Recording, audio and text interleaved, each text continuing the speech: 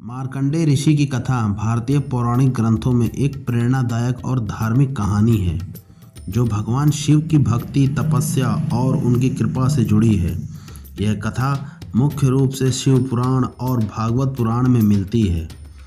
प्राचीन समय में भृगु कुल के एक महान ऋषि मृकंड और उनकी पत्नी मरुधोती संतानहीन थे। उन्होंने भगवान शिव की घोर तपस्या की। उनकी भक्ति से प्रसन्न होकर भगवान शिव प्रकट हुए और उन्हें वरदान दिया। शिव ने कहा, तुम्हें एक पुत्र होगा, लेकिन तुम्हें दो विकल्प चुनने होंगे। या तो एक अल्पायु जो 16 वर्ष का होगा लेकिन अत्यंत गुणवान पुत्र होगा, या फिर एक दीर्घायु लेकिन साधारण पुत्र। मृकंड ऋषि ने पहला विकल्प चुना और उन्हें एक तेजस्वी, ज्ञानवान और शिव भक्त पुत्र की प्राप्ति हुई, जिसका नाम मार्कंडेय रखा गया। मार्कंडेय बालकाल से ही अत्यंत बुद्धिमान, तपस्वी और भगवान शिव की परम भक्त थे। उन्होंने कम उम्र में ही वेद शास्त्रों का अध्ययन कर लिया था। जब उन्हें पता चला कि उनकी आयु केवल 16 वर्ष है, तो उन्होंने मृत्यु के भय से शिव की आराधना में स्वयं को समर्पित कर दिया। 16 वर्ष के पूर्ण होते ही यमराज, जो मृत्यु के देवता थे, मार्कंडेय के प्राण लेने आए।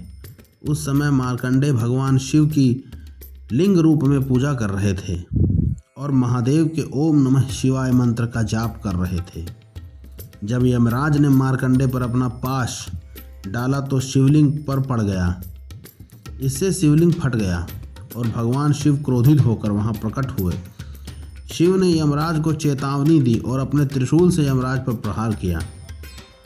भगवान शिव ने यमराज को पराजित किया और मार्कंडेय की भक्ति से प्रसन्न होकर उन्हें अमरत्व का वरदान दिया।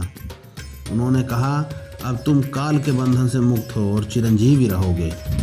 वरदान प्राप्त करने के बाद मार्कंडेय ऋषि ने घोर तपस्या की और कई पवित्र शास्त्रों की रचना की। उन्हें चिरंजीवी माना जाता है और उनकी कथा मृत्यु पर विजय पाने और शिव भक्ति की महिमा का प्रतीक बनी। दोस्तों, सच्चे भक्त की हमेशा भगवान रक्षा करते हैं। मृत्यु से भयभीत होने की बजाय धर्म और भक्ति के मार्ग पर चलना चाहिए। भगवान शिव की कृपा से असंभव भी संभव हो सकता है।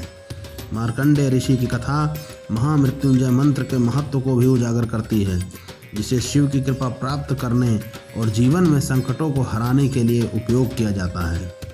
दोस्तों, यदि मेरी वीडियो आपको अच्छी लगे तो लाइक करें, शेयर करें और सब्सक्राइब करना ना भूलें।